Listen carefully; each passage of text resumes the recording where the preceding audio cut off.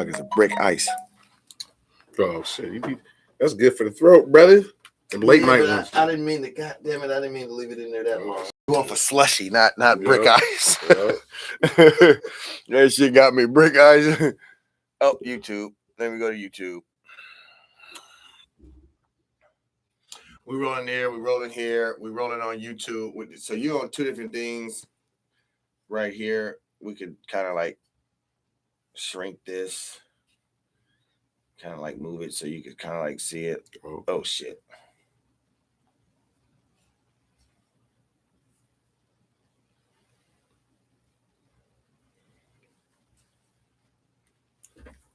Cutthroat Podcast. So that way you can see both of them. We'll go here, go live.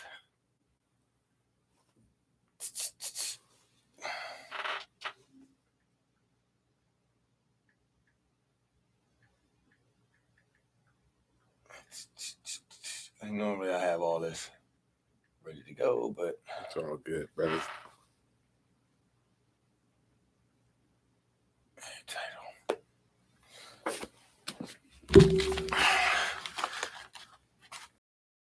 Yeah, so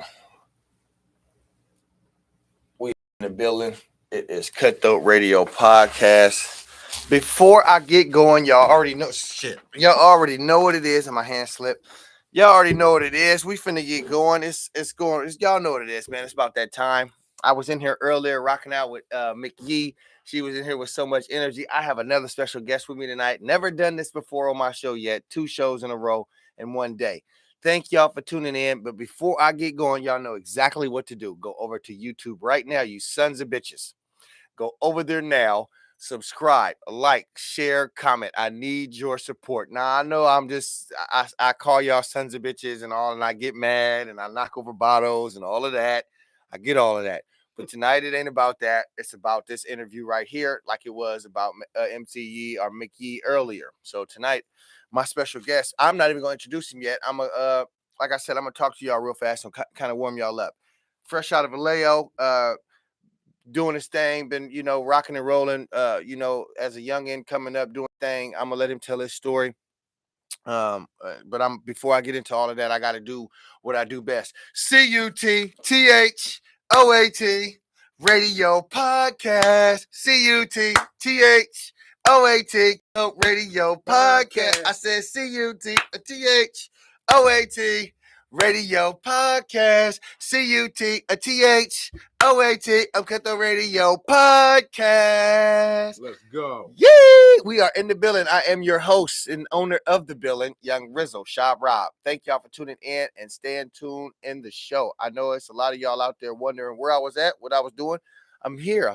I'm here. I'm connected. I'm with the people. I got people coming in. I got people going out, but it's COVID.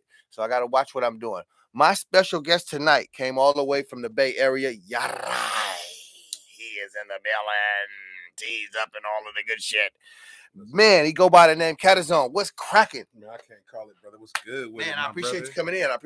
Thank you for having me, brother. I appreciate you having me up here, bro. It's the platform for everybody to come tell their story. I feel like this energy and platform is for everybody, and you are definitely a part of that energy and platform. So come up here and tell us about yourself. And going into that, tell us where you're from. Tell us your your government original name, your name, what's up, stage name, how you got your stage name, all that good stuff. Give us that. What's up? This your boy Cadazone, aka Jay Sativa, aka hustling, getting money. That's who I am, boy. You know what I'm saying? Straight out of Vallejo, California.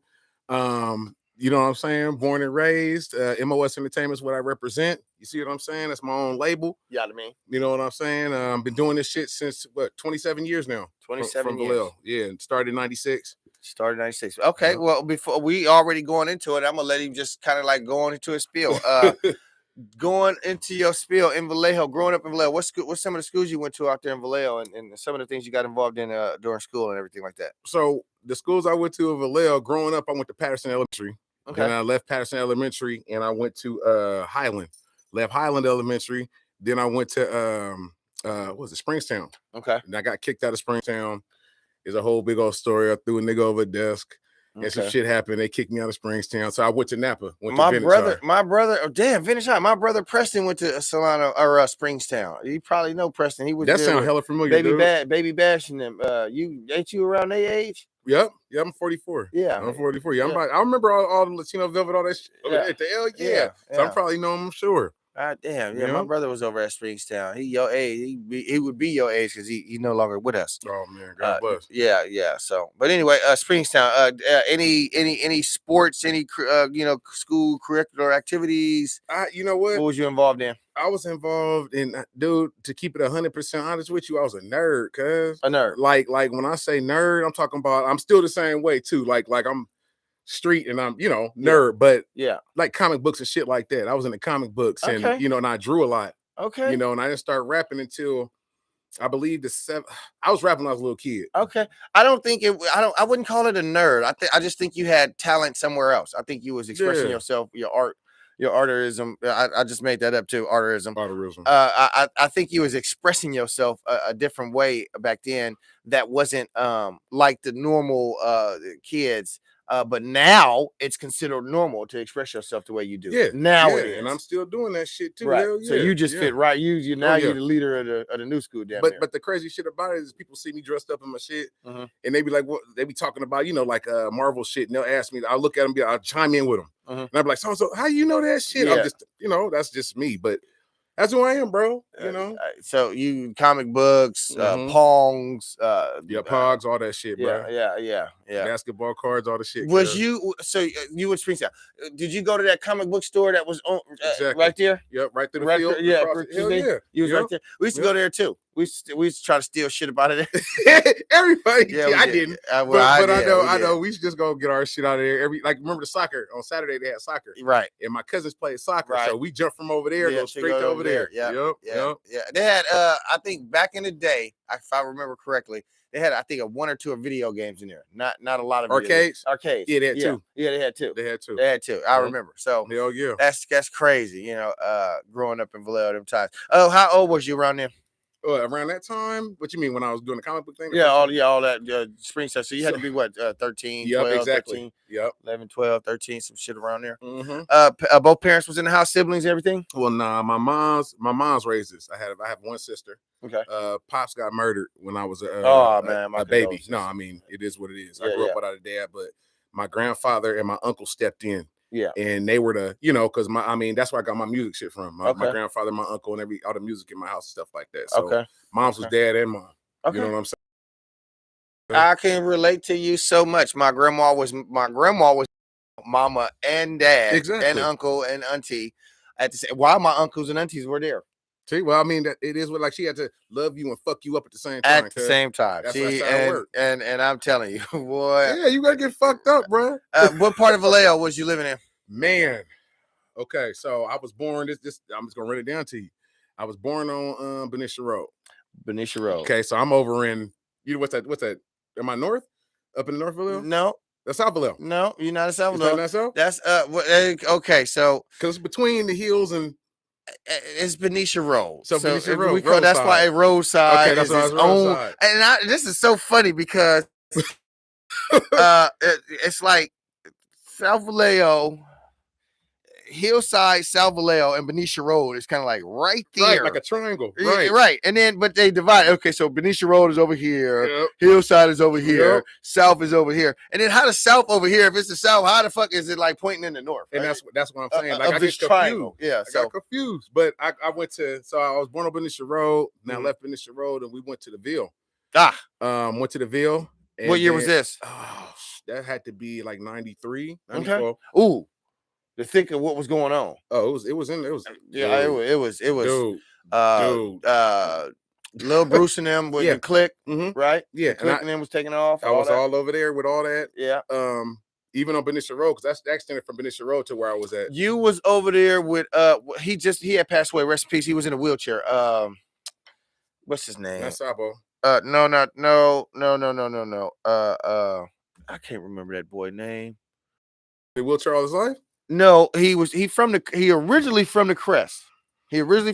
He got shot and paralyzed him for life, and he moved to Benicia Road And ever since then he was over there. I can't remember his name. I know somebody gonna say it on the thing. And I knew so many niggas over there because it was ridiculous. Somebody gonna say it on the thing. Somebody gonna say it. I can't remember his name. But he passed away. I was wondering if you knew him. But it's a lot of dudes like the light-skinned cat that passed away as well. He over in Skyview Memorial. I know he from Benicia Road. He was stabbed at a store. He got into a fight or something. I can't remember his name. How long ago was it? 3 years ago, 3 years ago, something like that. Now, something. Yeah. I can't remember his name. When we get off the thing, talk about it. Yeah, we'll talk about it because I really don't want to say their names like that because they family members and all of that. And you know, I ain't got no clearance. I always pay respects. But anyway, and it's not about them. I just was saying if you had knew them or whatever the case may be. So 92, 93. I'm on the Ville. You in Benicia? Are you over there in the hillside? Yep. Oh, no, I'm in the Ville. On the Ville. So I leave the Ville and I go and I move to the swamps. So I'm over in Meadows. Rancho. Exactly. Swamp side. I'm over there chilling with my niggas over there because I'm still going to Vintage. Okay. You see what I'm saying? Yeah. So I'm over there using my grandma's address. Okay. They lived in American Canyon. Okay. Right. So I'm using that address going to the school. Then we finally moved from there and went to the hills. I lived on Magazine Street, 1127 Magazine Street, right next to 7-Eleven and McDonald's. He just banged on us, y'all. He gave us the address. I mean, I ain't there no more. He didn't bang no other location. No, 115 Benicia Road where I grew up at. You know what I'm saying? I just had to see what he was doing. That. You see what they do? The hills in the south come here and they get to doing that shit. You see how they do? They notice the crap. Now shout out to Leonard Street, boy, because we already know what it is. Shout out. You feel me? Shout out Leonard. You know how to do it. You know how to do it. I had to do it. Musically, okay, so streets. You say you got a sibling, sister? Yes, sister. Older sister. Where's she at now? Oh, she with me, bro. She doing good. She's an accounting man. Proud of her. She about to start working with me and doing my accounting shit, but she's still living, still healthy. You know what I'm saying? So we still around, man. Just representing my mom. She out here? Yeah, she live with me. She live with me. We in Fairfield. Oh, okay. Yeah, we all, Okay, that's what's up. Mom's in Fairfield too? Or? No, mom's up in heaven, man. She died in 2000. She died. Wow. Yeah, she passed in 2000 from cardiac arrhythmia. Oh, man. Yeah. You are real. Oh, man. My condolences to you. Oh, thank you, brother. Man. It's cool. You good cool. God. Good googly moogly. Yeah. When you talk about her, and I so much, I thought she was still with us. So nah, like the way you talk about her, you know what I mean? Yeah, and I do talk about her like that. Like even in my music, bro. Yeah. Like, I keep her. I told like when she passed away, I said I'm gonna keep you alive, mama. Right. So I kept her alive in my music. I'm to this day, I'm shit. Like my mama told me some shit, you know. Yeah. I keep it going, bro. You know, I didn't know my pops. So I got his pictures from that. Yeah, okay. So when did he pass away? He passed away in probably like I think 78. He passed away a week before I was born. Oh, okay. Yeah, he got murdered in Coma because I got my family's from Coma. I got family in Coma from Coma. Where Coma? Give San Francisco, Coma. Okay. Okay. I don't know. No, you don't know? Yeah. I don't know nothing. Tell us about Coma real quick. I don't know too much because I ain't been out there. I see the only time I have a great uncle. Okay. And I got my great grandmother, but when I was like 5, she was like 80, so I'm sure she's not with us no more. Okay. You feel me? But yeah, I don't know about that. I have family in Richmond, North Richmond. Do you ever try to not ancestry.com, of course, but do you ever try to look back and see? Sometimes, man, but I feel like they ain't looking for me. Do you ever? I was gonna say, do you even care? I mean, I sometimes it fuck with me, but then I'll be like, they're not looking for me. It ain't like they scratching down my door. You can find me YouTube, everything. I mean, Facebook, all the shit. Yeah. I did on Facebook. Yeah. You know, ain't nobody reached out to me. It's cool. It's cool, man. Yeah. You're not bitter. You don't sound bitter at all. Nah. That's good. You're not supposed to live life bitter like that. So when did music come into play? Music came into play. My whole life, bro. My whole life. Since you came out of the womb. I believe so. Because I found out later that my mom, well, my mom didn't tell me, but I found out later through my family members that my dad was a musician. Okay. So my grandfather was a musician. He played with Sly Stone and all that in Vallejo at the Casa de Vallejo, all the shit, Confunction. You know what I'm saying? The Casa de Vallejo on come on with Sonoma Street. Sonoma on Capitol. The green and white building. Yeah, I don't think it's green and white no more. Well, it used to be back in the day. You remember that? Boy, they had scallywags and skeezers walking around there. Yeah, it's still over there. Is they? I thought they cleaned it up. No. That's the host row. Oh, Lord. You already know the host. If you're from Vallejo, you know the host row. Oh, man. If you're from the V, you know. Sonoma Boulevard. Lord have mercy. Go ahead. Tell us about the Tell us about so he, Casa de Vallejo, and my uncle was a DJ. So he DJ parties every fucking where, but it was mainly in the Crest. Okay, who is your my uncle named Lonnie Span. I'm sure a lot of OGs know him because Lonnie Span. His name is Lonnie Span. He DJ everywhere, like in the like house parties though. It was just house parties with the crates, all that shit. Like DJ Rail, DJ C, exactly like DJ Rail, all that shit. DJ Moore, all of them. Exactly, the old school crates. And he would DJ parties, but he was always in the Crest. And my mom was always in the Crest too. That's the whole thing about it. My mom, it was crazy. My mom, she told me when I was growing up, like, oh, the Crest, I was always in the Crest when it was called the Country Club Crest. Yeah. Don't get it twisted. The Country Club Crest. So my musical inspiration really came from my grandfather because he was a drummer. Yeah. You know what I'm saying? He played with old school blues players as well, like Jimmy McCrackler and shit like that. Okay. He's name dropping on the show. I'm name dropping. I got to give it to you. He's name dropping on. He got me, you know, I was playing drums at Highland, you know, whatever, but I got into rap about, it had to be the 80s. And it was when I really got deep into it when LL Cool J came out with Bigger Endeavor.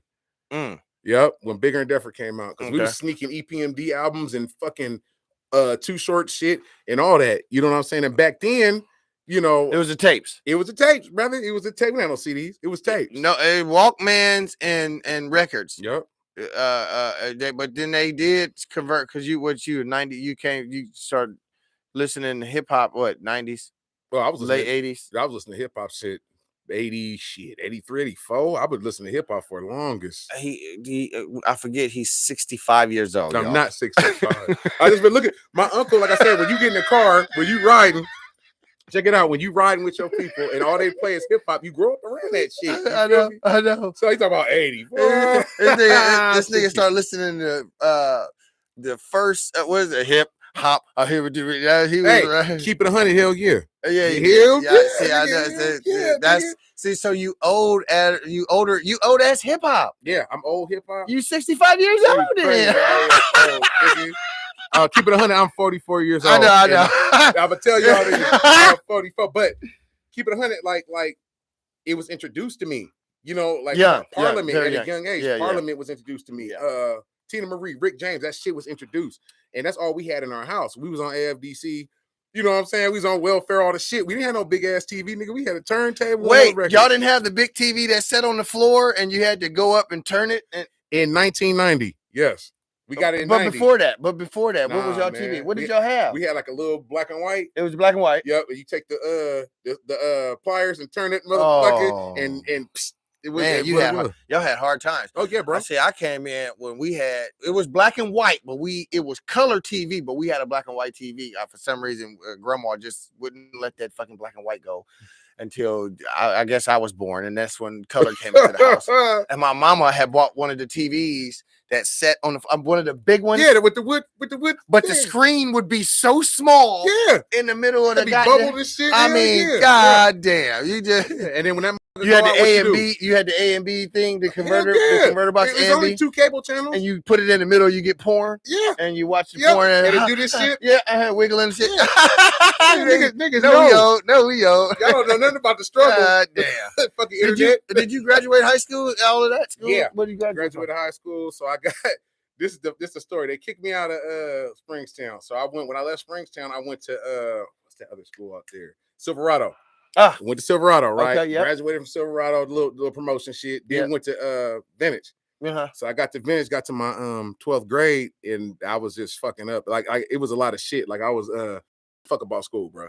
I'm gonna keep it 100 with and you. You still was with moms and pops were still together though at this point? No, my pops was gone. Oh, pops was gone. Yeah. Mom was there, but it wasn't like I was telling her that because mom would have fucked me up. It wasn't like that. Yeah. But it was like I got teased a lot. Motherfuckers was fucking with me, and at that time I wasn't a fighter, and I wasn't vicious like that. I want to rap, just be cool with everybody. But it didn't work out like that. So I ended up getting some shit, and they sent me back to Vallejo where I graduated from Hogan. Well, actually, I went to Peoples, and then I graduated from Hogan. Okay. So you know what I'm talking about. Yeah, I went to Peoples. You was there with Mr. Memes and all, Mr. Mim or whatever the fuck his name is. Because I couldn't tell you I had independent studies. My man. Oh, okay. Yeah. Wow. Okay. Dr. Batiste. That was her name. Oh. Yeah, Dr. Batiste. Interesting. Mm-hmm. I went to Peoples too, but I was there with not Key Mario, excuse me. Oof. I was there with D Mario. Sorry about that. I was there with Darrell and Terrell Bracy. I was there with AD. I was there with Lil Rick, rest in peace. I was there with my cousin Laura Holloway, rest in peace. All these names sound familiar. Yeah, man, you see their faces, you be like, okay, I'm like, yeah, okay, yeah. whoa. Because you even when I looked at you, I'm like, oh no, he look hella familiar. I mean, I'm a Crest kid first and foremost, Right. and then, you know, being around Vallejo, you know, I went to Hogan High, I went to Jesse Bethel, but I also went to People's High. I also went to South Solano Skill Center. I hung around downtown. As a matter of fact, I got down there. You know what I'm saying? Thumps. Everybody did. Selling a little bit of this, narcotics. I was too, brother. You know, lying, stealing, cheating down there. So, you know, I did a little bit at West Vallejo, shucked and jived a little bit in Hillcrest because, you know, I got folks and family from Hillcrest, the Rob Stanfords, the chemo, you know, my cousin Chemo over there in Hillcrest. Because we grew up out there, so, bro. You know what I mean? Like, I know the College Park, you know, the Papas and all of them over there, the 32 WHs, shout out to Kale and all of them. I know, you know, I Rancho, Swampside, all of that. You know what I'm saying? Of course, my hood. I moved around. I was able to move around freely without any friction because of the fact that I was neutral. You know, I'm Crestside, 3 C's down, but I didn't do all of that set tripping and all of that. Same thing with me. I didn't. Yep. But I was in a time where when the Crest, for some reason, had funk with everybody. No, the Crest had funk with every part of Vallejo. Okay. I don't know what happened. I don't know where this turn had made a turn point. But I mean, we were stumping every time we went to a house party. We didn't even say Crestside good enough, and we was in the fighting. Yep. We was already going. Yep. Because you could smell Crest on us. We get to the party, you just smell it on us. We smelled like the Crest. You just smell it. There they go. There they come. That's Crest. That's crazy. Them Crest niggas right there. I remember them days. So that's like mid 90s, almost 2000. Oh man, it was the early 90s. Yeah, early 90s. I was 11, 12, 13, 14, going to the Ninos parties and all the Boys and Girls Club house parties, trying to, you know, running around fast, trying to get out of Miss Thompson's house and all of that. Hell yeah. But so anyway, projects, musically inclined from day one. How many projects have you done so far? Damn, I think about 8 or 9 solo projects on my own. Yeah. Released under the label that you got? MOS Entertainment. What does it stand for? MOS? MOS stands for my own shit. My own. It's simple and plain. Simple and plain. Got it here first. My own shit. Got it. My own shit. Got it from my mom. She told me before she passed away, it's best for you to have your own shit. Yeah, have you? Oh man. So she told you a valuable lesson. Laced the nigga up. She laced me, but about 10. About 10. Maybe 10. What's the numbers on them? You was on SoundScan. It was independent, of course. Independent. I mean, I was doing last year. I did pretty good. It was about a couple million, I think. The Portrait of a King album was the best. But see, this is the thing. When I was doing my other albums, so before I came out before the SoundScan shit, because I was out the trunk. You know, I learned the game from Dre, learned the game from 40. You know what I'm saying? Short. You know what I'm saying? Get your shit out the trunk. My boy Carlos was like, he had a distribution thing he was doing. He was a DJ. So he would make CDs and shit and sell them at parties and stuff like that. But he had the duplicators. And he was like, man, come to the house, press your own shit. So he actually taught me how to get it. Taught me how to do my pictures. We had to go to San Bruno and get that shit. Okay. This is way back before then. So way before anybody was doing consignment and all that type of shit. Right. So I was out the trunk. So I was out to keep it 100 with you, bro. I would leave from Vallejo to Fairfield, from Fairfield to out here with a wad of money, but a box of like 200 CDs. And that was like Hood Funk and my Asylum mixtape, because I sold out my Asylum mixtape at Rasputin's in Vallejo by Target. You remember that? Yeah. Yeah, I was out there selling shit. So I think the most money I've made was on the ones out the trunk. Okay. You know what I'm saying? Because my promoting stuff is getting really good. Like I said, the album Portrait of a King I just dropped did really good. As far as on the media level. Okay. It did hella good, bro. Oh, you talking about streaming? Yeah, streaming, it did good. Yeah. Okay, Spotify and all that. Spotify, Apple, all of it, all the shit, man. Spotify, Apple, Deezer, Reverb Nation. Yeah, you know what I'm saying. YouTube Music, on all of it, bro. Yeah. Okay. All right. Y'all can get it on. Y'all go over there and check him out on all the platforms. You get him and see what he got going on over there. He got some good music and all that good stuff. So talking about your music, is it dark? Is it inspiring? Is it a lot of pain? Is it up tempo? What you got working with? What you got cooking? It's a you talking about the past or the new? No, well, all of it. Just a total package. It's a mixture of shit. Talk to the audience. When I say it's a mixture of shit, good days, we got bad days, we had them fucked up ass days, we got days we want to kill niggas, we got days we want to slap bitches. It's all types of shit mixed up in it. Now, a lot of shit I could do out here in the streets, it end up in jail, end up locked up. But on my music, bro, that's my world I can create. I can say what the fuck I want to say and do what I want to do. Absolutely. You feel me? Absolutely. That's my, my passion and shit like that. So that's the artwork. Yeah, that's the artwork. So you might get a good, I like to party. So it's a whole bunch of different shit in them songs. I like to party. I like to listen. I'm a Vallejo nigga. I like to have my music bumping. I like that mob music. I like my Mac Dre. I like my E40. I like all my shit. You know what I'm saying? Yeah. Okay. You know? Right. So a lot of the music that you doing is just based off the fact that where your inspiration comes from. It is. I got a lot, straight out of Vallejo, bro. And a lot of people tell me, like, when they hear me rap, they be like, you from Vallejo, huh? And I be like, yeah, cuz I represent that shit. But I went a different way. You know what I'm saying? When I first came out, that's the mixtape era. And my boys like, do a mixtape. But I did a mixtape a different way. I used all Parliament and old school shit just to get me to the light. And that shit was just slanging, bro. My hood funk. Is that some of the stuff you gave me? Nah, the one I gave you is the last album I just put out. The last album, that's Portrait of a King. I produced about 4 or 5 tracks on that on my own. So I'm a producer as well. Okay. But that's the last one, the one that's on what you call right now, Portrait of a King, and Welcome to California is out there right now. And Catastrophic. What you got for us off the top of the dome? You got any punchlines, metaphors for us? Nah, man. I'm a writer. Give us something off an album then. Give us a little snippet off a. Let's see, what can I give you, bro? Let's see what I can give you.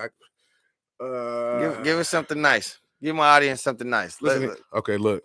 They say the best never rest, and I don't get much sleep. But test my nuts, I'm about to leave a nigga 6 feet deep. They call me Cata, the governor of the street. I don't rap, bro. That's what I'm saying. I'm not a spitter, bro. But I'm gonna tell y'all I'm not a spitter. But y'all go listen to these tracks. Okay. You feel me? Now, if I had some liquor in my system, I'll probably get with you. You know what I'm saying? But and the thing about me is I'm writing for a new album right now. I'm in between so much shit, bro. Okay. You know what I'm saying? Okay. I understand. Sometimes I totally, I don't want to go too far with, especially if I'm in a space to where I'm creating. I tend not to jump out there and throw bars out there my damn self because a lot, like I say, I'm in that creative mentality. Right. You mean the creative mentality. So a lot of people I seen like Kendrick. Like Kendrick's one of my favorite rappers, bro. And I follow his shit and be watching him on podcasts and shit. And I'm like listening to his freestyle, right? And that freestyle was off one of his songs off Section 80. And I'm like, that's not a freestyle, bro. You know what I'm saying? But shout out to Kendrick though. You know what I'm saying? But I'm like, it's not a freestyle. I just can't do it because I don't want to get nobody no old bunk ass shit. You know what I'm saying? That's why I was saying, just give me something that you had already had on your project. Okay, so Miracle Whip. So niggas thought I took a jump. Nah, fuck nigga, I took a leap. Roll it up, pee about the chief. I've been grinding hard while you niggas sleep. Been in this, bro. He way too deep. I burn a pound in a half a week. Whip it up, get it to the streets. Braids every. Yeah. He was going though. That nigga said a rent one for you. Oh no, let it go. We know you got it. We know you got it. We don't want to force nothing out of you. It's inspiring just to be able to do that though. That's dope. You know what I mean? Grab some of your best work that you've done, and just bring it to the podcast. Because a lot of folks, they come in here, they be like, man, can these niggas really rap rob? Who is these niggas that be coming into your shit? Is these niggas really artists? Oh yeah. And I'll be like, yeah, these niggas, that's what they got, projects and shit. Check me out. I'm out there, boy. You know what I'm saying? So that's dope though, man. It's inspiring. Freestyle, was you so you say you write? You more of a writer? I'm more of a writer. So when you first started into it, you was already writing. Yeah, my sister. It was crazy, dude. I didn't cuss when I first started writing. I never cussed. My sister Kiva, shout out to my sis Kiva. She told me, she was like, "You gonna have to cuss, bro." She said, "Your shit is dope, but you gonna have to cuss." So you gotta throw some spice in there, huh? Yeah, and I didn't cuss, and I went through some things. Why didn't you cuss? I don't remember. I think the only reason I didn't want my family really looking at me. Huh. Like don't cuss and blah blah blah. But coming from the family I came from, you know what I'm saying? Yeah. So when I finally got the cut out of me, bro, like I went through some shit. I went through some drama. I went through some trauma as far as like relationship shit like that. And you want to talk about that? You want to elaborate? Not really. No, okay. I ain't gonna elaborate. I mean, everybody go through shit. You feel put it like that. Everybody go through some shit that hurts them and brings them up, but you grow stronger from it. You feel me? So I became stronger from this shit. You know what I'm saying? And I mean, I believe Welcome to California. I recorded Welcome to California in a week. I was that stressed out. I tried to get it out of him, guys. Nah, y'all don't want it. Didn't work. You don't want it. I was this close. I mean, this close. He almost happens. gave it to us. Shit happens, and it just turned. It made me a different way. I got no a daughter. No worries. Oh, you got a daughter? Yeah, I got a daughter. She about to be 18 years old. That's my baby, man. What's her name? Mania. Okay, Mania. Shout out to my baby. She working, doing her thing. I'm proud of her, man. She in Vallejo or she? No, we live in Fairfield right now. She with you? Yeah. She with you. Okay, that's good. Okay, yeah. what baby mama around still? Yeah, she right there too. Oh, yeah. So y'all still together? Yeah, we all. I mean, we doing the family thing. Making sure we straight. You know what I'm saying? Look, you see how he did it, everybody. What? He did the. We doing the family. No, hey, that's all I can say. We doing the family. But are y'all together? Together now. Look, he said together. Nah. No, but it's a good thing that y'all cordial and y'all we make it work. The thing about it is, bro, that's family. Family. It's family, dude. Say less. There's no say less. You don't have to put nothing on it. You know what I'm saying? That's family. Say less. Ride or die fam. That's it. You ain't gotta explain yourself right there. When you said that about her, that let me know that that's a man right there I'm looking at.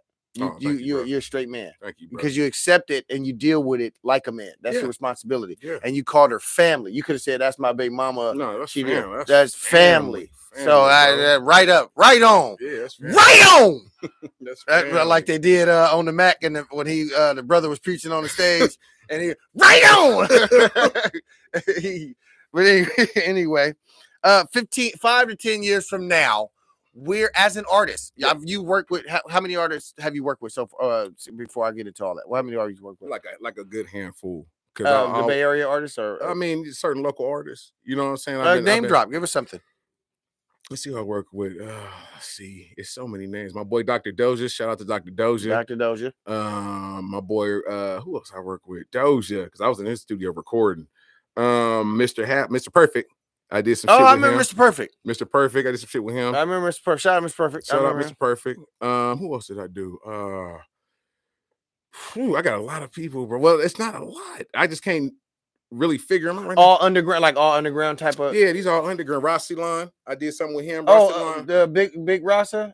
He's a Rassilon was like a he like straight militant, dude. Okay. I did a song. No, that's a different person then. That's somebody different. I did a song with him, and then because that's where I start OzCat and all that. You know about OzCat? OzCat Radio. Now, if anybody know, I was with OzCat. I started with OzCat when he was on Mare Island and there. I was just going to talk to you about that. Okay. In the corner. I was there too. In the corner. Okay. I did 4 songs. I gave him 4 songs. He was he was stealing the radio power. Like he was a thief. Who, Dave Martin? What's the black dude name? Dave Martin. That's with the dreads. Okay, yeah. Shout out Dave. That's my nigga too. He got a green sheet. Like it was like it was funky. It was like he was doing some illegal shit. Yeah. Yeah, damn, he not doing it no more. But God damn it, he not doing it no more. Everybody, keep it 100. He got us in there. But at the time, he had to do what he had to do to make it happen, and I got wind of it. I got wind of OzCat doing his thing, and he was like, "Come over to the," he brought me in there, and when I came in there, I was like, "What the fuck am I doing in here?" That's what by the water and shit, all the shit. Yeah, I was like, there. "What the fuck?" Yeah, the first day they opened, I was right there, cuz. But I stayed with him, and then he got the building on Georgia Street. He did the big old thing. I was Shab Hendrix on stage. I had the whole shop. I dressed it for. I probably saw you, bro. You don't remember me? I got the. I don't know. I was in there, dude. Okay, I'm gonna tell you like this. It was Halloween or some shit like that, and we did dressed up. I did a couple. I threw a couple of shows there. My record release party for Hood Funk 3, I threw there. We did. You remember? Was you there when Erica Blue was there? I may have. I think it's pictures floating around. Okay, so Erica Blue. Let me tell you what Erica Blue did. Erica Blue she did this thing called Stage Time. Was you there for that? I want to say yes, but I really don't know because I was doing so much. It was like when everybody on Saturday morning, everybody would get up in there. Remember the stage? I remember stage. Everybody would go in there and just rap, and we could trick people. No, I wasn't there then. Nope. Okay, so I was there. I started that off. Okay, so I would rap with Erica Blue, and Erica Blue told me this little boy came up to me, cuz, and you know the little boy name was Mac-Wan. I'm dropping names, my bad. Mac-Wan Davis. Okay, so who the fuck is that? Hold on. Mac-Wan come up to me. He's like, "Man, you good, man? What do I need to do?" That's Young T.O. Okay, that's Young T.O. That's Mac-Wan. He came up to me. He was popping in Vallejo. Here we go. That, you know what I'm talking about? Young T.O. Here we go. Him, Also when before all of the RBEs and the SOBs. Oh yeah. Okay. Yeah, he ran up to me and was like, dude, what's cracking? I'm like, dude, you good. You know, and he asked me to critique him and shit. And that's what Erica Blue had me doing. She was like, you too good, Caddy, you seasoned. You know, she had me doing that shit. Also, her, when she came through the building. Now I know her dad, like personally. Like, what's her name? Gabriella? That's Gabby Wilson, blood. Gabby Wilson. I knew her since she was this small, you knew her playing guitars and shit. Yeah, I'm deep with it. Okay. Deep with it. So you got some roots there. Ozcat, you was doing record releases and everything over there, and you got you say how many projects you've done so far? So far, like 9 or 10. 9, about 10. 10, yeah. And you all mixtapes, got a few albums in that rotation. It's like I got 3. Let's see, like 4 albums. 4 albums. Okay. All done by myself, and yeah. 5 to 10 years from now, where do you see yourself as an artist? 5 to 10 years from now, I still see myself in the game because, like I said, I'm 27 years in it now. I haven't stopped. I see myself producing. That's my next thing. Yeah. My next thing is being a producer. I got all the equipment. I'm producing now, getting ready to start my little producing pages and shit like that. So I see myself trying to help the next man. That's what I want to do. I want to help the next person because I didn't get that opportunity. In Vallejo, back when I came up, it was crowded and motherfuckers wasn't helping and all it was because the top of the food chain had not stopped eating yet. And I'm gonna put it in simpler terms like that. And when the spoils were divvied out, the torch wasn't passed correctly. Yeah. And that's why we have this mixture of joy and sorrow. All right, I'm with you. I agree. That we have to clean up the mess. I agree. So that's why I'm talking about helping people. You know what I'm saying? That's I'm talking about helping people and bringing people in, like the next generation that's coming up and really want to do something. Absolutely. And the reason why I started Cutthroat Radio Podcast is numerous reasons. It's one deep, dark reason, which I'll never reveal. The feds will never get it out of me. But the reason why I started was because I didn't have a platform. I didn't get the energy that I thought I was supposed to get when I dropped Cooney Cellar. I didn't get the energy that I thought I was supposed to get when I did so much for my camp, and it wasn't reciprocated. So once I figured it out, and the pandemic and all that, I started Cutthroat Radio, and that's when I started getting the notoriety. Like, oh, everybody's, and then I started booking my own people. Like I didn't go through my channels of the higher uppers on my side to get people to get in here. Right. I went to them myself. I pitched my own, hey man, I'm doing my own thing, blah, blah, blah. And once I start bagging and tagging certain names, that's when you and everybody else, where we at now, my list has grown because of the fact that y'all see the work ethic and y'all see that I was serious. Yeah, I see the work ethic, and I'm just to give you your flowers right now, bro.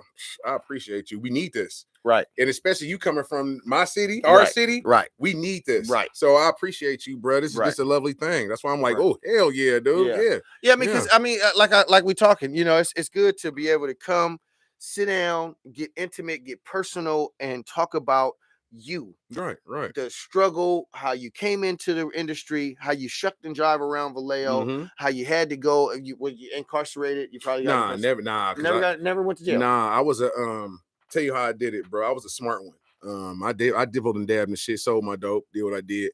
But I wasn't I can't say everybody got their different path. You feel me? I was dressed like I was going to work.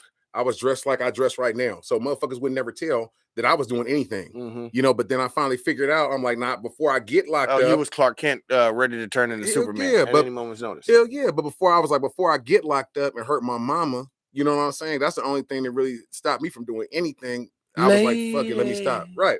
Let me stop. Don't you know you love your sweet and dear mama. I had to do it. Hell yeah. I had to do it. Now that's dope, man. You got a lot of respect for your mom. Oh yeah. Man. From the cradle to the grave, you got a lot of respect for your mama. Yeah. And that's dope, man. That's a lot of you stupid motherfuckers out there don't got that. You know, I mean, she gone, and I still respect her. I still listen to shit she tell me. Still, it's instilled in you. You know, my whole family from Savannah, Georgia, and all that. So we get that. You know what I'm saying? Roots. That's our roots, that deep root. So yeah. Any artists mainstream and independent that you haven't worked with that you want to work with? I always leave that open. I always say, whoever want to work with me, I'm down to work with them. Because I'm not like I feel like I can hold my own.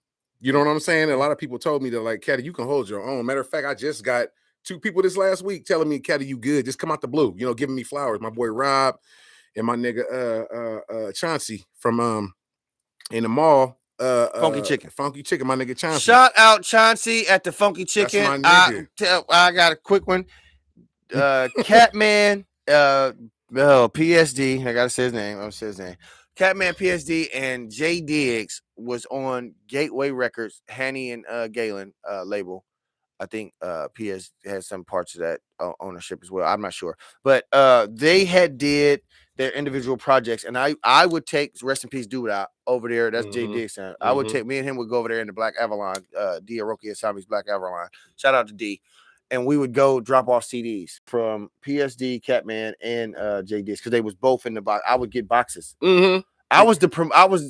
They didn't give me the title, but Diggs kind of quote unquote gave me the title for his part of it. He was like, "I'm gonna make you the head promoter for me." And then once Furl Kilo knew that already, but once Furl got wind of it, he was like, "Man, this nigga Shab, he get him over here and let's put him to work." And that's what they did. I got a job, and the way they paid me, I got paid with CD boxes though. They didn't pay me cash. So you go sell them CDs, get your money back? I wouldn't even sell them. I would go to Saeed and the Berkeley Rasputins. Mm-hmm. I would go right to Saeed.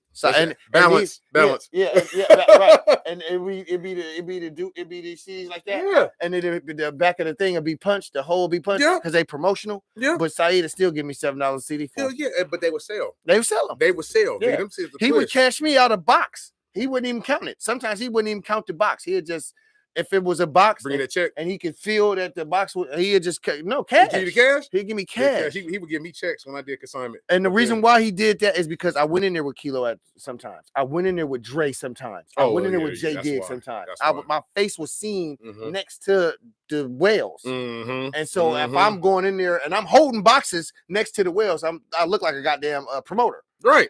I got all this, your face. And they knew my face. And I had on cameras and shit like that. So I was able to go back, double back, and be like, man, I was with, and then Saeed will be like, oh yeah, you was, that is you, huh? Right. And I'll be like, yeah, man. Saeed didn't just fuck with nobody. He didn't just fuck with anybody. Well, it was a brick wall. It was a brick wall you got to go through. You had to know somebody getting that bitch. So anyway, man, and then you was around when Jones and Harris was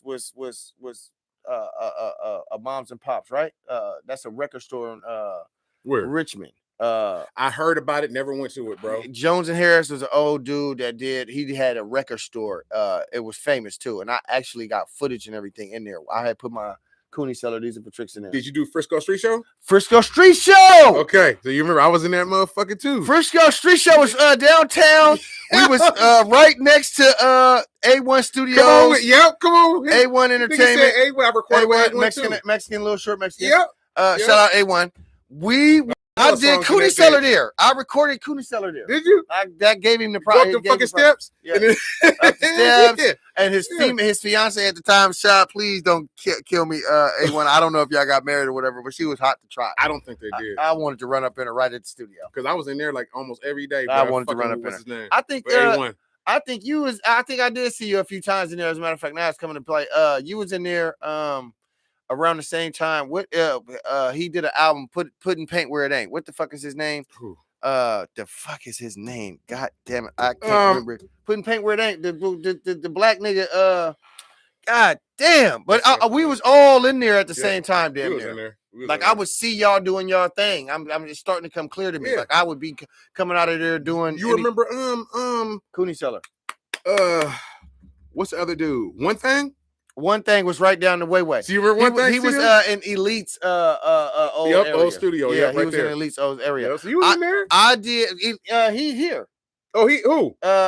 Thing? One Thing is here.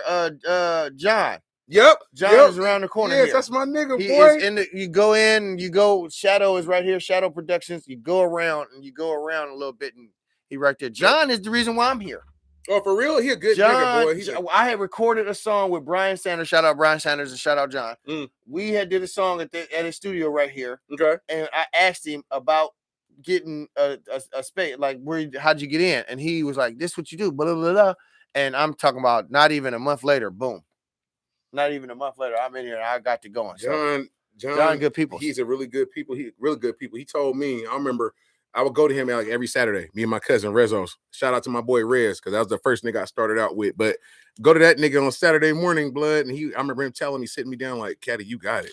And this is back then. Yeah. And I'm like, okay, thank you. And I'm humble. You know, I just be like, oh, thank you, bro. I'm gonna check out your work. I'm definitely gonna check you out. I got you over there. I'm gonna pop. I don't got you. Can't. You know, this new technology. This ain't no CD. I got a laptop just like this is. So you can't put it here. But I got my car, and I'm gonna pop it in. And you got Spotify and all the shit. Yeah, I got all of that. So on Spotify. I'm gonna go check you out on YouTube. You got videos? Yes, sir. Yeah, I'm gonna check you out on YouTube. Miracle Whipping Boss is bumping right now. Okay. It's on there right now. Okay. From that album I just gave you, Miracle Whipping Boss. One's 14K. I think the other one's like 28K. Okay. Yeah. All right. We'll check you out. We'll check you out. All right. Anything else you want to shout out? Anybody you want to give your big ups or anything before we start getting up? We getting ready to cut up out of here. You know how we do, man. We're about an hour into the show, and we, you know, it was good to, you know, get you in here and hear some of the tall tales and some of your jewels you dropping. You know, I know you name dropped a lot of folks. Definitely gonna watch the playback. And remember who you was talking about and things like that. And it takes more than just an hour to tell your life story and the things that you went through. It takes more than an hour for any artist to come in here and talk about what they do and how they got in, past, present, and future. But I only got an hour. I can't go no more than an hour. I'm broke. Once we move to a bigger and better platform, we're gonna get more time to, you know, get real in depth, and we're gonna have a good time. We're gonna have stripper pose and whatever have you else. To the stripper pole. You know, Cutthroat Radio Podcast. Because when we in here, this is Cutthroat. It ain't no holding back. It ain't no pussyfooting around shit. If you don't want to talk about it, just don't fucking talk about it. You know what I mean? Yeah. But I'm gonna ask you some shit. Where was you at when Dre died? As a matter of fact, before we get out of here. Where was I at? Yeah, what at that point in time? I was sitting on my couch. Matter of fact, okay, so I lived on Springs Road then. This is when my baby was born. Because Dre died in what, 2002? 4. Okay, exactly.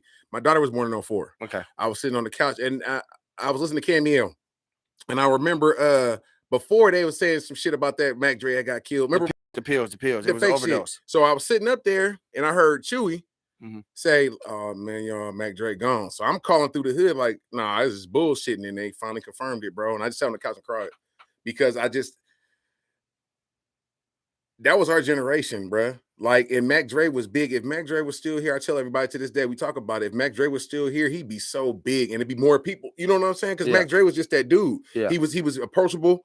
You know what I'm saying? I seen him at Omega Boys Club when I was younger. Yeah. He was real approachable. I seen him in the hood driving and shit when we was younger. So, you know, it's a big loss, bro. That was a big ass loss, bro. Yeah. Especially for Vallejo. Yeah. You know what I'm saying? Well, California in a whole. Yeah, California in a whole. Yeah, but for us, you know, that hurt. Yeah, he from right there. You know what I'm saying? But yeah, for Cali in a whole, even shit, he was worldwide pretty much by now. So I'm sure a lot of people heard about it. I'm sure they heard him too. I mean, it hurts.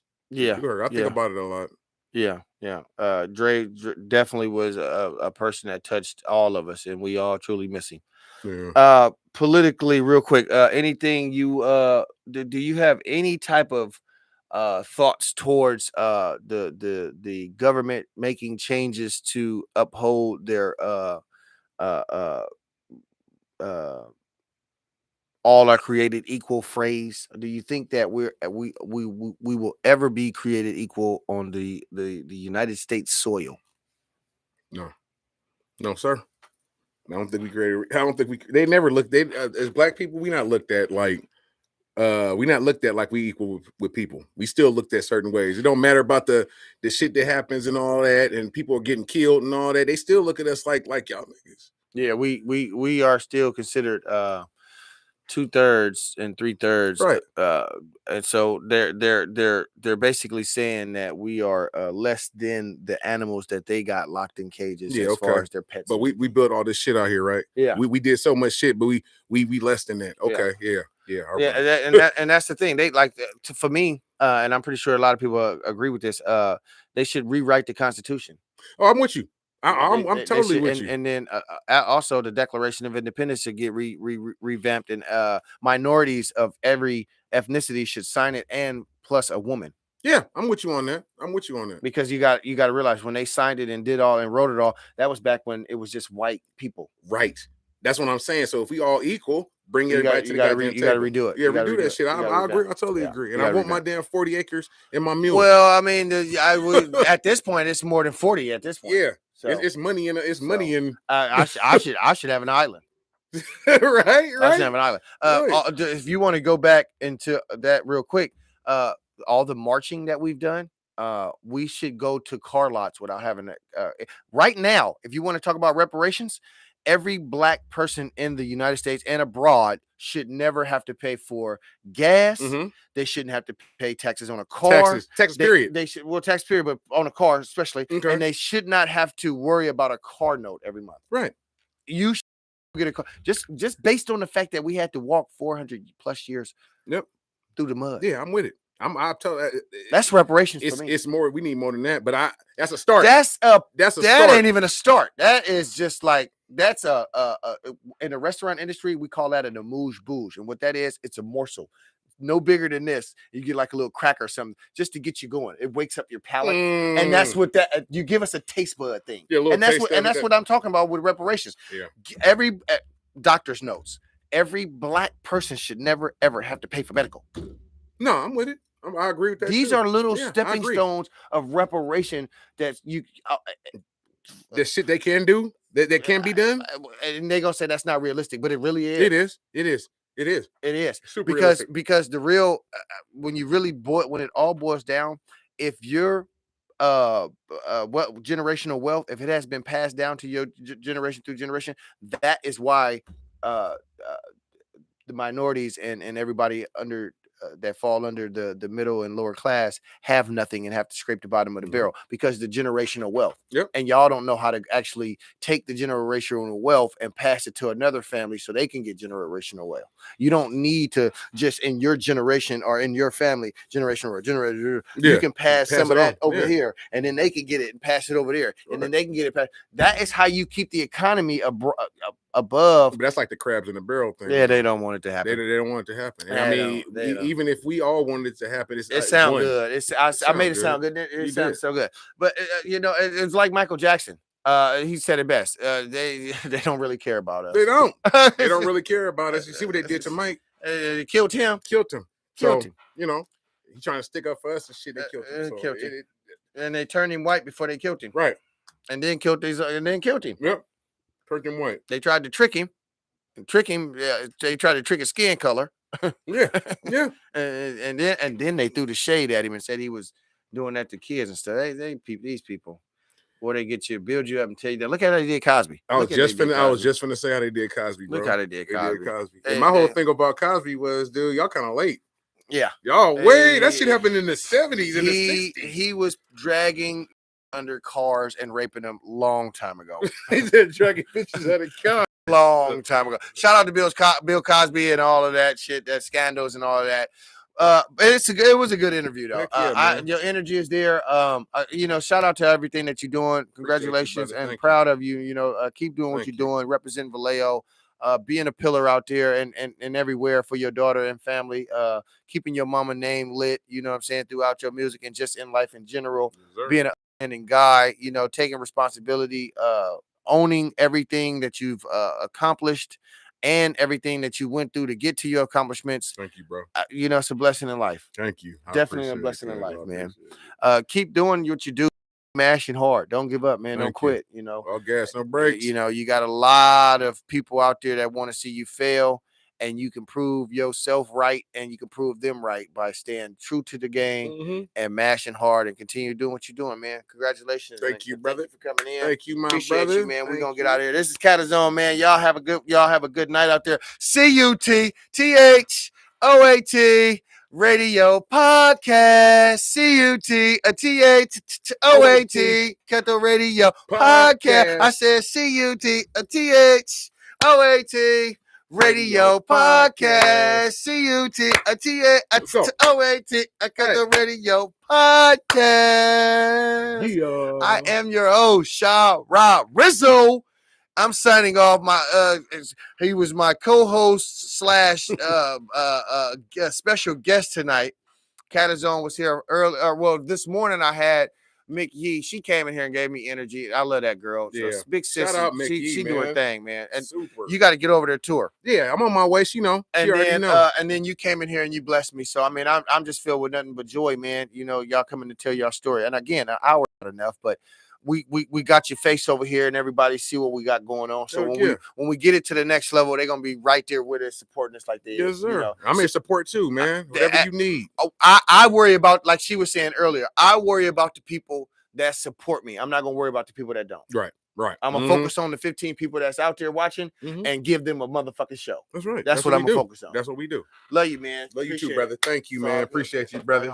Right on, cuz. And I'm out this bitch. Y'all have a motherfucker, and I'll be back next week. We have Remy Thiers. Remy Thiers is coming to talk about his past, present, and future. So stay tuned for that, because that brother is deep as well. We gonna cut the motherfucker out over there on that show as well, man. So stay tuned for that. And the DVD is on the way, and you'll be on the soundtrack and all that good stuff. Oh, for sure. You already know. We'll get you going and stuff like that. So yeah. Y'all have a blessed night, man. Stay safe. COVID-19 is motherfucking real. Yarai. All righty. That was good. Yeah. The energy is there. Yeah, bro. Well, shit, last year I did like 15 fucking interviews, bro. I had to interview every goddamn day. Is that right? Yeah.